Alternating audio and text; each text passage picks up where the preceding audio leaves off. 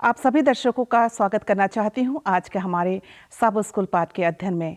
और साथ ही साथ जो हमारे गेस्ट हैं मिस्टर राजेश चंद और पास्टर फ्रैंकलिन फ्रांसिस, मैं आपका भी स्वागत करना चाहती हूं आज के हमारे सब स्कूल पाठ के अध्ययन में। खुदा बाप का धन्यवाद करती हूं उसके अपरंपार आशीषों के लिए जो उसने हमारी जिंदगियों में दिया है। इतनी बड़ी भयंकर महामारी के बावजूद भी हम सब स्वस्थ पाए जाते हैं और परमेश्वर की स्तुति आराधना हम सब मिलकर एक साथ कर सकते हैं। इसलिए हमें हमेशा परमेश्वर को धन्यवाद देते रहना चाहिए और हमारे मुख से उसकी स्तुति होती रहना चाहिए। इससे पहले कि आज के हम सब स्कूल पाठ के अध्ययन में आगे बढ़ें, हम अपनी आंखों को बंद करें और परमेश्वर पिता को उसके आशीषों के लिए धन्यवाद दें और प्रार्थना करेंगे। रिक्वेस्ट करूंगी पास्टर फ्रैंकलिन से दुआ में हमारी अगुवाई करें। आइए प्रार्थना करें। सर्वशक्तिमान अनुग्रहकारी पिता परमेश्वर, एक बार फिर बड़ी ही नम्रता और दीनता के साथ हम आपकी उपस्थिति में आते हैं आज के पवित्र शब्द के लिए और आज की पवित्र संगति के लिए। प्रभु, हम आपका धन्यवाद देते हैं। ये समय है जबकि हम अपने अपने घरों में बैठकर प्रभु आपके सब स्कूल पाठ के अध्ययन को सुनते हैं। हम सब की मदद करें कि जो कुछ भी आज हम सुनते हैं उसको अपने जीवन में उतारने वाले बने। हम विशेष करके प्रार्थना करते हैं मिसेस एलिस के लिए, मिस्टर राजेश चंद के लिए और मैं अपने आप के लिए प्रभु, जबकि आज आपने हमें इस सब स्कूल पाठ को अध्ययन को अपने लोगों के साथ साझा करने के लिए चुना है। हमें ज्ञान, बुद्धि और समझ दे कि जो कुछ भी प्रभु हम बोलते हैं उन सब में प्रभु हम सिर्फ और सिर्फ आपकी मर्ज़ी को पूरा करने वाले बन सकें। हम सबके साथ हो, हम सबके पाप और गुनाहों को प्रभु माफ़ करें। प्रभु यीशु मसीह के नाम से मांगते हैं, आमीन। जैसा कि हम सब जानते हैं कि हम 2020 के चौथे त्रिमास में हैं और ये त्रिमास हमारे इस साल का आखिरी त्रिमास है और हम इस पूरे त्रिमास में शिक्षा के ऊपर अध्ययन कर रहे हैं। आज पाठ 11 है और आज जिस विषय पर हम चर्चा करेंगे या सीखेंगे उसका शीर्षक है मसीही और काम। और याद वचन के लिए आप मेरे साथ अपनी बाइबल खोल सकते हैं। पहला कुरिन्थियों उसका 15वां अध्याय और उसका 58वां पद। पहला कुरिन्थियों उसका 15वां अध्याय और उसका 58वां पद, जहाँ इस प्रकार से लिखा है, हे मेरे प्रिय भाइयों, दृढ़ और अटल रहो और प्रभु के काम में सर्वदा बढ़ते जाओ, क्योंकि यह जानते हो कि तुम्हारा परिश्रम प्रभु में व्यर्थ नहीं है। प्रियो, जैसा कि हम सब जानते हैं कि परमेश्वर ने काम को स्थापित किया। पाप के पहले परमेश्वर ने आदम और हवा को आज्ञा दी थी कि वो बगीचे की, अदन की वाटिका की देखभाल करें और आदम और हवा ने ये काम को किया। पाप के बाद भी काम होता रहा। आदम हवा ने काम किया, कैन हाबिल ने काम किया और देखा जाए तो पाप के आने के बाद जो काम होता था, बाइबल के समय यहूदी लोग अपने बच्चों को एक खास प्रकार का व्यापार सिखाते थे और जिन माता पिता ने अपने बच्चों को ये तालीम नहीं दी, इसका मतलब ये होता था कि वो अपने बच्चों को अपराध की ओर धकेल रहे हैं। प्रभु यीशु मसीह ने कई साल तक अपने पिता के साथ नासरत में एक बढ़ाई का काम किया। संत पौलुस प्रिस्किला और अक्विला के साथ 1.5 साल तक तंबू बनाने का काम किया। आज के इस सप्ताह में हम काम और मसीह शिक्षा के बारे में चर्चा करेंगे और इस चर्चा को और अधिक बेहतर तरीके से समझने के लिए आइए हम अपने जो गेस्ट हैं मिस्टर राजेश चंद और पास्टर फ्रैंकलिन के पास चलते हैं। रविवार के पाठ जो कि काम के विभिन्न पहलू, जिसका शीर्षक है काम के विभिन्न पहलू, और इस शीर्षक को ध्यान पे रखते हुए मेरा एक सवाल है मिस्टर राजेश चंद से। राजेश सर, आप हमें बताइए कि काम की अहमियत को देखते हुए हम परमेश्वर के तरीके से काम कैसे कर सकते हैं। जैसा कि शीर्षक है इस पाठ का, मसीही और काम, और जो आज का रविवार का जो पाठ है उसका शीर्षक है काम के विभिन्न पहलू। तो हम इसमें मसीह होने के नाते हमारा क्या काम, कैसा काम होना चाहिए।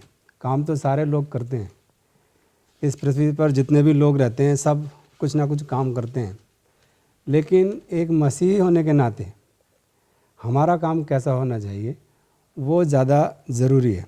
और काम के विभिन्न पहलू, किस प्रकार के काम के अनेक पहलू होते हैं। हर एक काम एक जैसा नहीं होता, सब अलग अलग काम होते हैं, अलग अलग पहलू होते हैं सब काम के।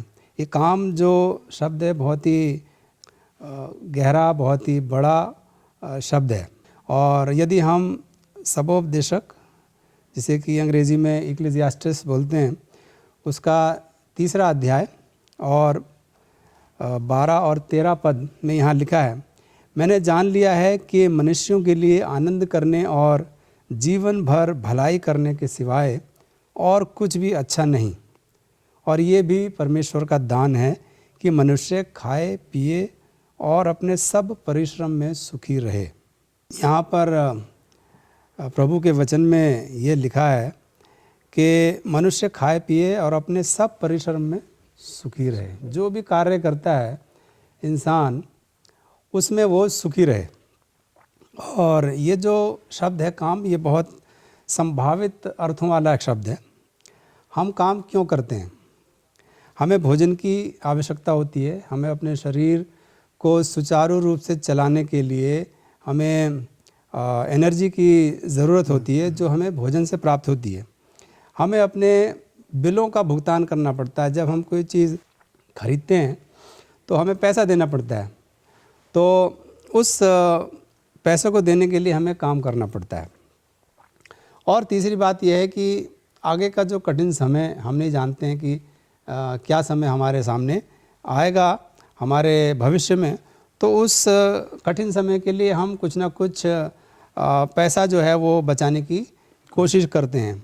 तो ये 3 बातें हो सकती हैं कि हम काम क्यों करते हैं। पहला तो हमें भोजन की आवश्यकता होती है, जो हमें बिना काम करे नहीं मिलेगा। और दूसरी, हमें अपने भोजन को प्राप्त करने के लिए हमें उसकी खरीदारी करनी पड़ेगी, उसको कहीं से लाना पड़ेगा खरीद के, तभी हम वो भोजन को ग्रहण कर सकते हैं, तो अपने बिलों को भुगतान करने के लिए। और तीसरी बात है कि आगे कठिन समय जो आ सकता है उसको ध्यान में रखते हुए पैसा बचाने की ज़रूरत होती है। तो ऐसा होता है कि कभी कभी काम हमारा बहुत कठिन होता है। बहुत कठिन काम, शारीरिक काम जो करते हैं उसमें बहुत कठिनाई भी हो सकती है। और कभी कभी हम ये भी सोचने लगते हैं कि अरे ये इतना कठिन काम है, इससे तो अच्छा होता कि हम ये काम नहीं करते। लेकिन हमें ये ध्यान रखना चाहिए कि बिना काम करे हमें ये जो हमने अभी 3 बातें देखी हैं वो हमें प्राप्त नहीं हो सकती हैं। तो चाहे कठिन काम हो, वो काम ना होने से अच्छा है। और काम जो है वो आदमी को बहुत ही इम्पोर्टेंस देता है, बहुत ही अहमियत देता है। जो काम नहीं करते हैं, हम जानते हैं कि वो आगे अपने जीवन में सफल नहीं होते हैं। तो हम इन प्रश्नों का उत्तर कैसे दे सकते हैं? जैसे कोई हमसे पूछता है कि आप क्या काम करते हैं या आप क्या हैं, तो हम क्या बताते हैं? जब कोई हमसे पूछता है कि आप क्या हैं, तो हम उसे अपनी कार्य के बारे में, अपने व्यवसाय के बारे में हम उसको बताते हैं। और हम लोगों को ये बताते हैं कि हम क्या नौकरी करते हैं या क्या काम करते हैं। रिटायर होने के बाद अधिकतर लोग जो हैं वो काम करना पसंद करते हैं। रिटायर होने के बाद भी जब सेवानिवृत्त हो जाते हैं तो चाहते हैं कि वो थोड़ा और काम कर लें ताकि वो स्वस्थ रह सकें। और कभी कभी वो एक समाज सेवक के रूप में भी कार्य करते हैं। और नौकरी जो है वो हमें सुबह बिस्तर से उठने का एक अवसर देती है। अगर हम कार्य नहीं करते हैं तो हम सोते रहेंगे, लेज़ी बन जाएंगे। तो इसलिए हमें काम करने की ज़रूरत होती है। अगर हम उत्पत्ति 3 और उसका 19वां पद पढ़ें तो उससे हमें पता चलता है कि हमारे कार्य करने का मकसद क्या है, हम क्यों काम करते हैं और परमेश्वर ने हमको काम क्यों दिया है। हम ये भी देखते हैं कि पतन के बाद जो कार्य का जो स्वरूप था वो बदल गया है। कुछ लोगों के लिए नौकरी का मतलब ये होता है कि बहुत कड़ी मेहनत करना, बहुत ही पसीना बहाना और अपने हाथों से कार्य करना। और कभी कभी ऐसा भी होता है कि वो इतनी कड़ी मेहनत करने के बाद वो बीमार भी हो जाते हैं, तो वो चाहते हैं कि वो काम छोड़ दें या सेवानिवृत्त हो जाएं। बीमार हो जाते हैं और बीमारी उनकी ख़त्म नहीं होती है कार्य करने के दौरान। कुछ लोग ऐसे भी होते हैं जो ये कहते हैं कि नौकरी जो है वो उनके जीवन का एक हिस्सा है और अगर वो काम नहीं करेंगे तो उन्हें बहुत दुख होता है। वो ये भी नहीं जानते हैं कि अगर वो सेवानिवृत्त हो जाते हैं तो वो फिर क्या करेंगे उसके बाद। और उन्हें कहाँ जाना है, क्या करना है, कहाँ मुड़ना है, ये सब वो नहीं जानते हैं। और इसी उसमें वो कभी कभी उनकी मृत्यु भी हो जाती है। तो ये एक बहुत ही अहम बात है। लेकिन एज ए क्रिश्चियन, मसीह होने के नाते हमें ये जानना चाहिए कि प्रभु जो है वो हमें काम देता है और हमसे क्या अपेक्षा करता है। ये सबसे अहम बात है कि जो भी हम कार्य करते हैं उसको हम अच्छी तरह से कर रहे हैं, नहीं कर रहे हैं, और प्रभु जो है वो हमसे क्या अपेक्षा करता है उस काम के प्रति। काम जो है वो एक ज़रिया है हमें परमेश्वर के पास लाने का और दूसरों लोगों के साथ मिलने का और दूसरे लोगों को बताने का एक ज़रिया है। तो ये परमेश्वर के साथ हमारी कहना चाहिए मित्रता का एक हिस्सा है। कार्य जो है वो परमेश्वर के साथ मित्रता का एक हिस्सा है।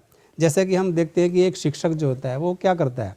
शिक्षक जो होता है वो अपने विद्यार्थी को, अपने स्टूडेंट को उसके जो कौशल हैं, जो उसके उपहार जो परमेश्वर ने दिए हैं, उसको खोजने में उसकी मदद करता है, ताकि वो परमेश्वर के लिए उन उपहारों का, उन कौशल का, उन प्रतिभाओं का वो परमेश्वर के लिए इस्तेमाल कर पाए। धन्यवाद देना चाहती हूँ मिस्टर राजेश, आपके अच्छे विचारों के लिए। आपने अपने विचारों के द्वारा आज हमें बताया कि हमें काम किस टाइप का काम करना चाहिए।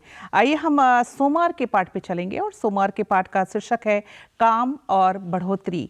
और सोमवार के पाठ को ध्यान पे रखते हुए पास्टर फ्रैंकलिन, मैं आपसे जानना चाहती हूँ कि आपका काम दूसरों के लिए आशीर्वाद कैसे हो सकता है? बहुत ही अच्छा प्रश्न है और इसी पर आधारित जो है वो मिस्टर राजेश चंद ने तो बहुत सारी बातें हमारे साथ जो है वो साझा कर ली है। हम जो है वो काम और उसकी बेहतरी या बढ़ोतरी के बारे में जो है वो बात कर रहे हैं। और जैसे कि अभी हमने सुना है, आपने भी बताया और मिस्टर राजेश चंद ने भी बताया, परमेश्वर ने जो है वो पाप से पहले भी काम दिया और पाप के बाद भी जो है वो काम जो है वो चलता रहा। अन्य अन्य प्रकार के लोगों ने जो है वो काम किया। और हम यहाँ पर देखते हैं कि काम अलग अलग प्रकार के हो सकते हैं। हर एक व्यक्ति जो है वो काम करता है, चाहे वो शारीरिक परिश्रम करे ना करे, अगर वो खाली भी बैठा है तब भी वो अपने सोच विचारों के द्वारा क्या कर रहा है, वो काम कर रहा है। पर सवाल ये उठता है कि काम के द्वारा जो है हमें क्या मिलता है। और अगर हम यहाँ पर देखें, जो व्यक्ति काम करता है, सबसे पहली बात तो क्या है कि वो खुश नज़र आता है और उसके साथ ही साथ वो स्वस्थ रहता है। उसके बाद वो उसका व्यक्तित्व भी जो है उसमें भी निखार आता है, वो सुंदर जो है वो दिखाई देता है। हर एक व्यक्ति को कोई न कोई काम जो है वो दिया गया, हर एक व्यक्ति के पास कोई न कोई जो है वो हुनर है और वो परमेश्वर के द्वारा एक आशीष के तौर पर, आशीर्वाद के तौर पर क्या किया गया है, वो दिया गया। अब सवाल ये उठता है कि जो कुछ भी काम हम और आप करते हैं, क्या वो काम को हम ईमानदारी से, वफादारी से, निष्ठा से, मेहनत से, लगन से कर रहे हैं या नहीं कर रहे हैं। हम सब ने पेंडुलम देखा है। पुराने ज़माने में हमने बड़ी बड़ी घड़ियां देखी हैं और उसमें एक पेंडुलम हुआ करता था और वो पेंडुलम का काम इधर से इधर, इधर से इधर आना जाना हुआ करता था। पर हम देखते हैं कि उसका निष्कर्ष जो है वो कुछ नहीं निकलता। उसी प्रकार से कई बार हम तो काम तो ज़रूर करते हैं, पर सवाल ये उठता है कि क्या उसका कुछ आउटकम है या नहीं है, क्या उसका कुछ फ़ायदा हो रहा है या नहीं हो रहा, क्या उसमें कुछ बढ़ोतरी हो रही है या नहीं हो रही है। और इसीलिए हम यहाँ पर देखते हैं कि परमेश्वर ने हम सबों को जो है ये काम दिया है और ये काम जो है, जो परमेश्वर ने हमें एक आशीर्वाद, एक आशीष के तौर पर दिया है, जो हमें खुशी देता है, संतुष्टि देता है और हमारे स्वास्थ्य में जो है एक बेहतरी लेकर आता, एक ऊर्जा भी जो है वो लेकर आता है। ये चंद आयतें मेरे पास हैं, मैं जल्दी से आपके साथ शेयर करना चाहता हूँ। अगर हम व्यवस्था विवरण उसका 16वां अध्याय और उसका 15वां पद अगर हम पढ़ेंगे तो यहाँ पर लिखता है कि परमेश्वर तेरे सारे बढ़ती और सारे कामों को क्या करेगा, आशीष देगा। पर कब देगा? जब हम अपने कामों के द्वारा परमेश्वर को महिमा देते हैं और दूसरे के लिए क्या करते हैं, एक आशीष का कारण बढ़ते हैं। सबोपदेशक 9:10 में लिखता है, जो काम तुझे मिले उसे अपनी शक्ति भर करना, क्योंकि अधोलोक में कोई काम तुझे करने को नहीं मिलेगा। कहने का मतलब ये, हमारा काम छोटा हो बड़ा हो, हम उस काम को क्या करें, बड़ी लगन और बड़ी मेहनत के साथ करें। नीति वचन 21-25 में लिखता है, आलसी आदमी अपने लालसा में ही मर जाता है, क्योंकि उसके हाथ में काम वो नहीं कर पाता। तो कई बार हमने देखा है कि कई ऐसे हैं कि वो कुछ नहीं करना मांगते हैं, ऐसे ही पड़ा रहना मांगते हैं और जिसके द्वारा क्या होता है कि वो एक आलस से उनके अंदर में जो है वो आ जाता है, और धीरे धीरे करते करते ना सिर्फ वो अपने शरीर को तो शिथिल कर देते हैं, कमज़ोर कर देते हैं, और अपने परिवार के लिए भी क्या है कि वो कुछ नहीं कर पाते हैं, अपनी कुछ कमा नहीं पाते हैं अपने लिए, अपने परिवार के लिए, जिससे कि वो क्या कर सके, अपना जीवन यापन कर सके।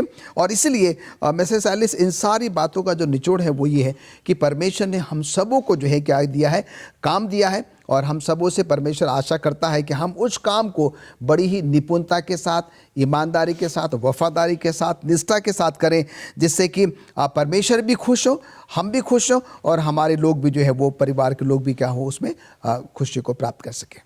धन्यवाद देना चाहती हूँ पास्टर फ्रैंकलिन आपके अच्छे विचारों के लिए। आइए हम मंगलवार के पाठ पे चलेंगे, और जिसका शीर्षक है बेहतरीन कार्य करना, बेहतरीन कार्य करना। और इस मंगलवार के पाठ को ध्यान पे रखते हुए मिस्टर राजेश, मैं आपसे जानना चाहती हूँ कि जब हमें परमेश्वर ज्ञान, कौशल, प्रतिभा और शिक्षा का वरदान देता है तो वो हमसे क्या अपेक्षा करता है? जैसा कि आपने बताया कि बेहतरीन कार्य करना, हम अपनी प्रतिभाओं का, अपने कौशल का किस प्रकार से इस्तेमाल कर सकते हैं ताकि प्रभु के लिए उत्कृष्ट काम हो। जैसे कि हम अपने जीवन में भी देखते हैं कि जब भी हम कोई काम करते हैं तो हम भी ये उम्मीद करते हैं कि हम अच्छा काम करें, और दूसरों से भी हम ये अपेक्षा करते हैं कि वो अच्छा कार्य हमें करके दें। बॉस की भी हमारी ये कामना होती है कि उसके लोग जो हैं वो अच्छा काम करके दें। तो ये एक बहुत ही नॉर्मल सी बात है, हम सब चाहते हैं, परंतु परमेश्वर भी हमसे ये चाहता है कि हम उत्कृष्ट कार्य करें, बेहतरीन कार्य करें। निर्गमन की किताब उसका 25वां अध्याय और 1 से 30 तक हम यहाँ पढ़ सकते हैं, 39वीं पद को भी हम पढ़ सकते हैं। और इस पाठ में हम देखते हैं कि परमेश्वर ने मूसा को उसके लिए एक तंबू बनाने के लिए कहा था। तो हम देखते हैं कि मूसा जो है वो कह सकता था कि हे परमेश्वर, मैं 40 साल से, जब से मैं मिस्र से भागा था तब से मैं तंबू बनाने का काम कर रहा हूँ, उसे बहुत एक्सपीरियंस है तंबू बनाने का। और परमेश्वर जो है उसने मूसा को ही चुना, क्योंकि उस समय में मूसा के टाइम में और भी लोग तंबू बनाते थे, परमेश्वर किसी और को भी कह सकता था तंबू बनाने के लिए, परंतु परमेश्वर ने मूसा को ही चुना। और मूसा को उसने बहुत ही बारीकी से तंबू बनाने के विवरण दिए, क्योंकि परमेश्वर चाहता था कि एक उत्कृष्ट कार्य हो, बहुत अच्छे तरीके से हो। कम से कम 150, जैसे कि पाठ में लिखा है, 150 निर्देश वो मूसा को देता है परमेश्वर। और परमेश्वर ने मूसा को उसकी आज्ञाओं को बहुत बारीकी से ध्यान देने को कहा था। क्यों कहा था? क्योंकि परमेश्वर चाहता था कि एक अच्छा काम हो, एक उत्कृष्ट काम हो। हम देखते हैं कि नोआ को भी परमेश्वर ने बहुत बारीकी से विवरण दिया था वो नाव बनाने के लिए। तो ये दर्शाता है कि परमेश्वर हमसे प्यार करता है, उत्कृष्ट प्यार करता है, और हमसे उत्कृष्ट काम की अपेक्षा भी परमेश्वर करता है। परमेश्वर को कोई भी लापरवाही से किया हुआ काम जो है वो पसंद नहीं आता है। ये बहुत ही ज़रूरी बात है कि हम जब परमेश्वर के लिए काम करें और कोई भी काम करें तो हम उसे पूरी लगन के साथ करें। जिस प्रकार की हमारे बाइबल में भी लिखा है कि हमें पूरी लगन से, पूरे अपने तन, मन और धन लगा के कार्य करना चाहिए। तो परमेश्वर जो है वो मूसा को डेरा बनाने का काम देता है और वो शुरू करता है उसको बनाना। और निर्गमन 31 अध्याय 1 से 6 और 35 अध्याय 30 से 36 में हम ये पढ़ते हैं कि परमेश्वर स्वयं लोगों को कौशल देता है।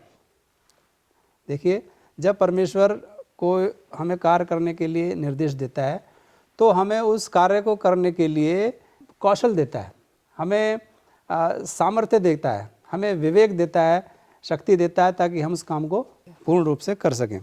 जिस प्रकार से हम देखते हैं कि 2 आदमियों को अन्य आदमियों को भी सीखने के लिए विशेष कौशल दिया था। तो इससे हमें ये शिक्षा मिलती है कि चाहे हम पापी हैं, हम जानते हैं कि हम लोग सब पापी हैं, तो पापी होना कोई बहाना नहीं होना चाहिए।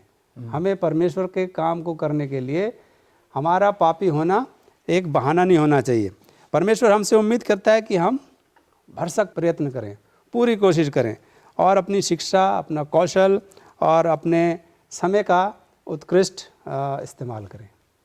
धन्यवाद देना चाहूँगी मिस्टर राजेश आपके अच्छे विचारों के लिए। और हमें काम, अगर हमें जो भी काम मिलता है प्रियो, हमें उसे दिल लगा के करना चाहिए। आइए हम बुधवार के पाठ पे चलेंगे और बुधवार के पाठ का शीर्षक है काम और आत्मिक जीवन। और बुधवार के पाठ को ध्यान पे रखते हुए मैं पास्टर फ्रैंकलिन से जानना चाहूँगी कि आत्मा के अनुसार चलने का मतलब क्या होता है। बड़ा ही अच्छा प्रश्न है और इसको हमने पहले भी कई बार डिस्कस किया है। और हम यहाँ पर देखते हैं कि यदि हम ये कहते हैं कि हम आत्मा के द्वारा जीवित हैं, तो हमें ये सलाह दी जाती है, हमसे आशा की जाती है कि हम क्या करें, आत्मा के अनुसार चले भी।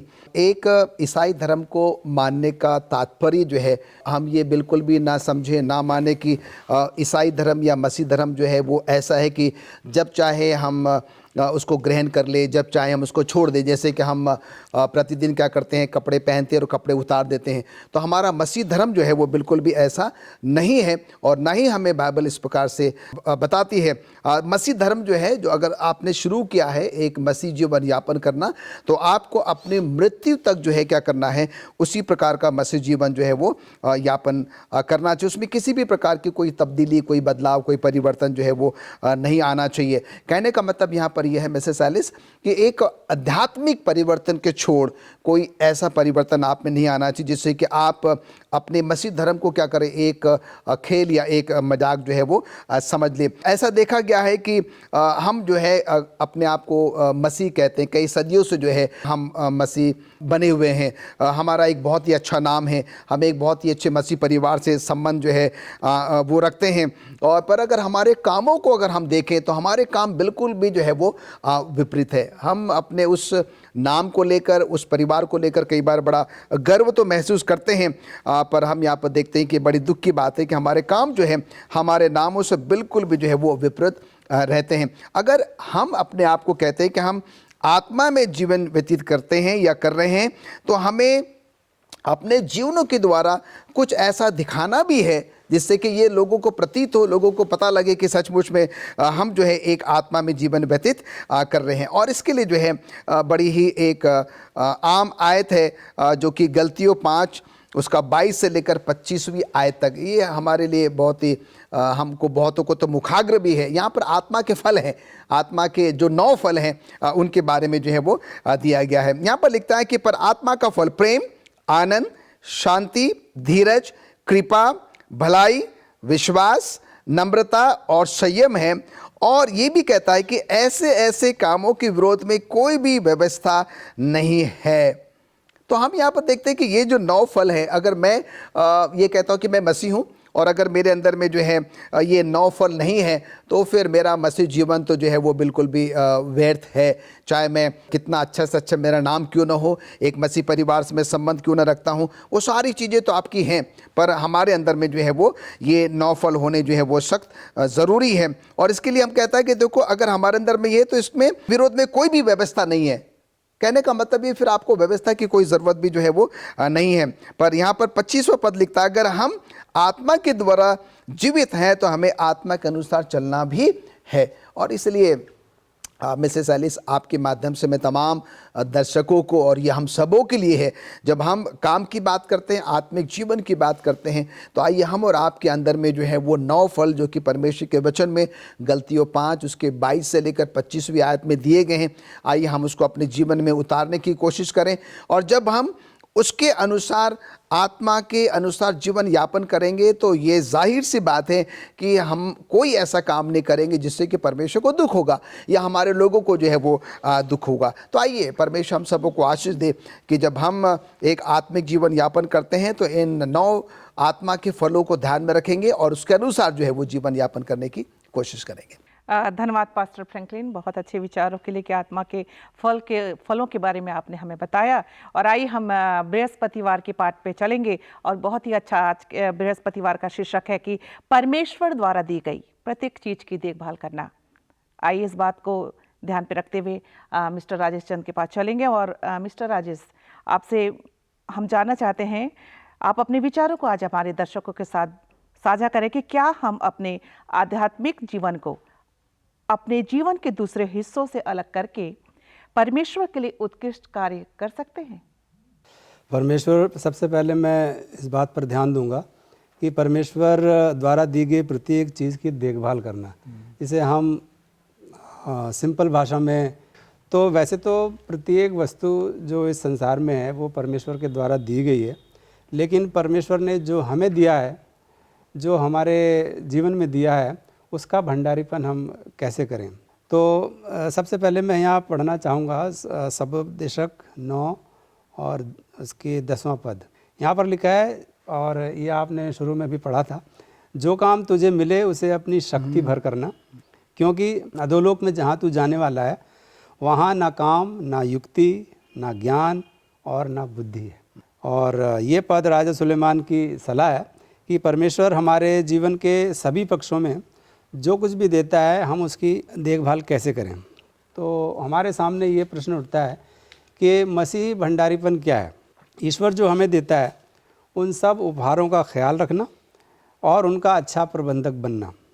अब बहुत से लोग ये सोचते हैं कि भंडारीपन जो है वो हमारे पैसे का प्रबंधन करने के बारे में है।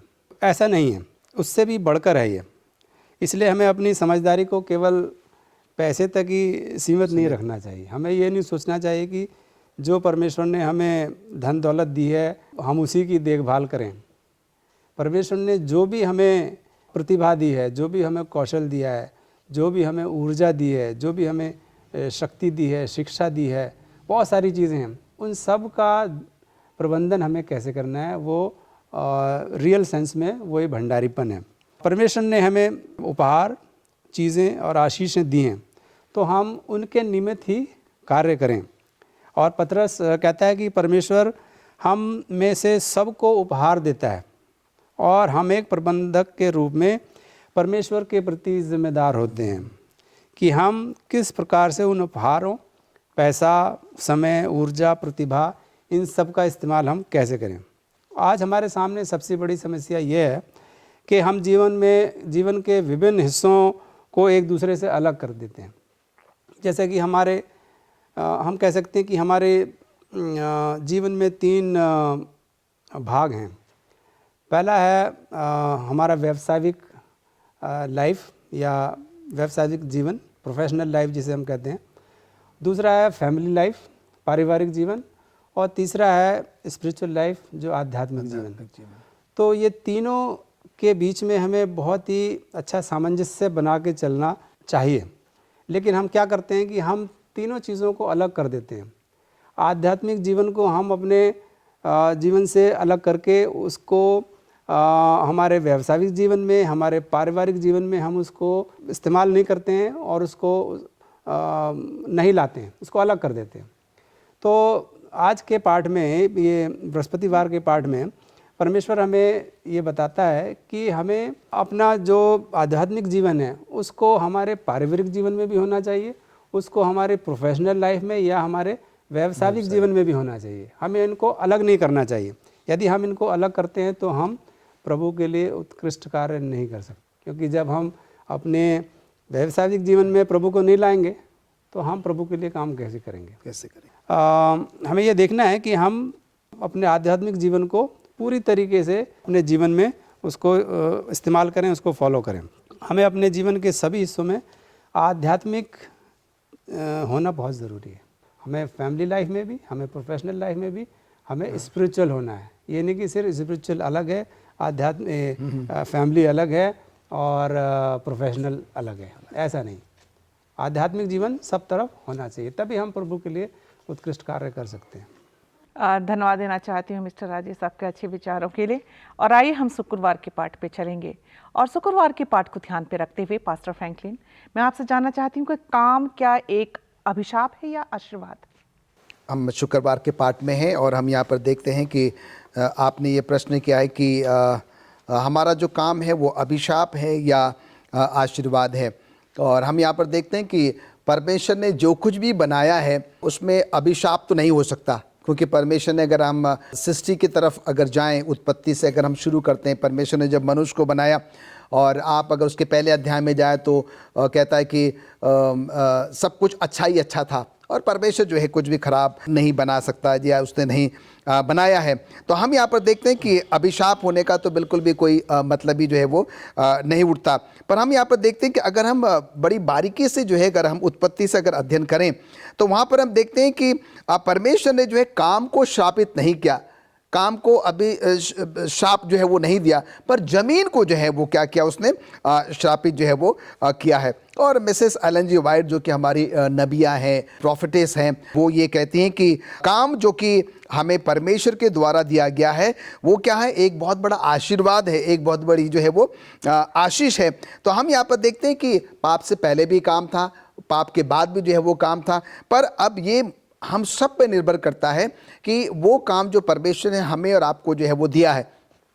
अभी थोड़े समय पहले से हम डिस्कस करते आ रहे हैं कि काम जो है वो हमारे लिए कैसे फ़ायदेमंद जो है वो हो सकता है। और हम यहाँ पर देखते हैं कि परमेश्वर ने हर एक व्यक्ति को क्या किया है, वो काम दिया है। क्यों? क्योंकि परमेश्वर स्वयं जो है वो काम से बड़ा प्रेम करता है और बहुत ही सिस्टमैटिकली जो है, आप अगर इस पूरे ब्रह्मांड की रचना को देखें, सृष्टि की रचना को देखें जो कि हम बाइबल में जो है वो पढ़ते हैं, और हमारा परमेश्वर जो बहुत ही सिस्टमैटिक परमेश्वर है, अनुशासित परमेश्वर है, और उसको जो है गड़बड़ी बिल्कुल भी जो है वो पसंद नहीं है, और वो काम को जो है बहुत पसंद करता है क्योंकि उसने स्वयं ने जो है वो काम किया है। और हम यहाँ पर देखते हैं कि काम से हम सबों को क्या है कि बहुत सारे लाभ होते हैं, और काम हमें जो है वो खुश रहने में मदद करता है। और काम से जब हम काम में व्यस्त होते हैं तो हमारा मन जो है वो इधर उधर नहीं भटकता। काम हमें क्या करता है, स्वस्थ रखता है, और मेहनत करने वाला कभी भी क्या है कि वो भूखा नहीं पड़ सकता। अभी थोड़ा समय पहले राजेश सर ने जो है वो हमें इस पर जो है वो बताया है, इस पर रोशनी जो है उन्होंने डाली है। और हम यहाँ पर ये भी देखते हैं कि जब हम काम करते हैं तो क्या होता है कि हम अपने लिए, अपने परिवार के लिए जो है वो कुछ कमा सकते हैं, जो कि इस दुनिया में रहने के लिए जो है मुझे और आपको क्या है कि बहुत ही ज़्यादा ज़रूरी है। अब प्रश्न के दूसरे हिस्से में आते हैं। ये तो हमने सारी आशीषों की बात करी है, आशीर्वाद की बात करी है, पर ये श्रापित जो है वो कैसे हो सकता है? और हम यहाँ पर देखते हैं, कई बार आपने लोगों को देखा होगा कि वो इतना ज़्यादा काम करते हैं, अंग्रेजी में उसको कहता है कि वो वर्कोहॉलिक हो जाते हैं, उनको कुछ और ध्यान नहीं होता है। वो दिन और रात 24 घंटे शायद पैसा कमाने में इतनी उनमें धुन चढ़ जाती है, इतना ज़्यादा वो बिज़ी हो जाते हैं, व्यस्त हो जाते हैं, तो वो अपने शरीर का भी ध्यान नहीं देते हैं, बराबर खाते पीते नहीं हैं, आराम जो है वो नहीं करते हैं। और हम देखते हैं कि ये काम हमारे लिए और आपके लिए तभी अभिशाप बन जाता है जब हम क्या करते हैं, अपने शरीर से ज़्यादा काम करने की कोशिश करते हैं, अब बिना अपने शरीर की जो है वो देखभाल किए हुए। परमेश्वर ने काम को आशीर्वादित किया, काम को आशीष के तौर पर जो है वो देखा, पर हम मनुष्य जो है उसको क्या करते हैं, उस आशीर्वाद को श्राप में बदल देते हैं। कैसे?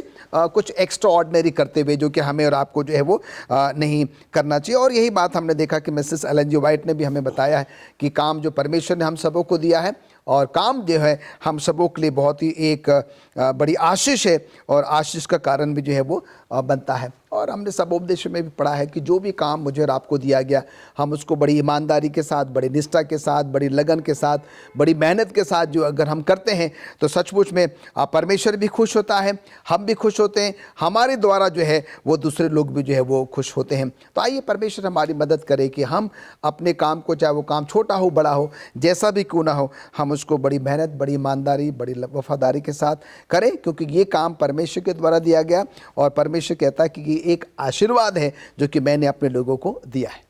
धन्यवाद देना चाहूँगी पास्टर फ्रैंकलिन आपके अच्छे विचारों के लिए।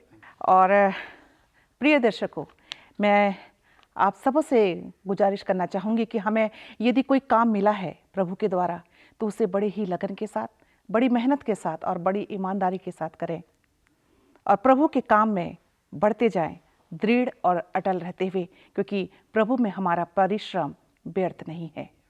आइए इस बात को ध्यान पे रखते हुए आज हम अपने सब स्कूल पाठ का अध्ययन को ख़त्म करेंगे। और इससे पहले कि ख़त्म करें, मैं मिस्टर राजेश चंद और पास्टर फ्रैंकलिन का धन्यवाद करना चाहूँगी।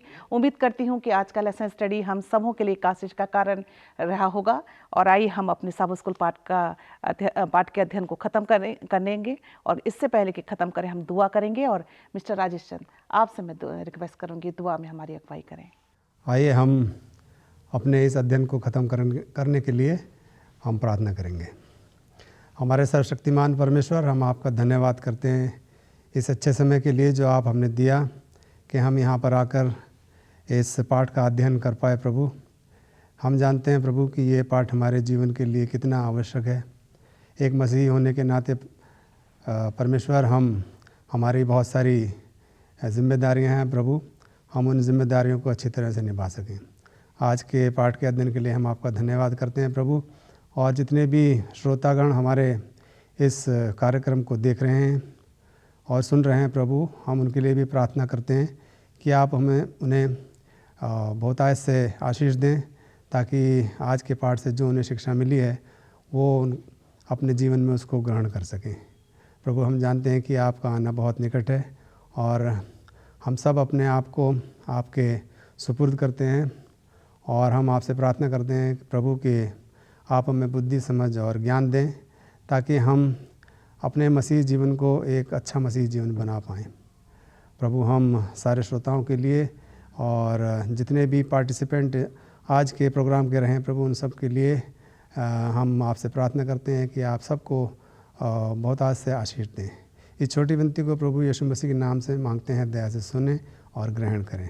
आमीन।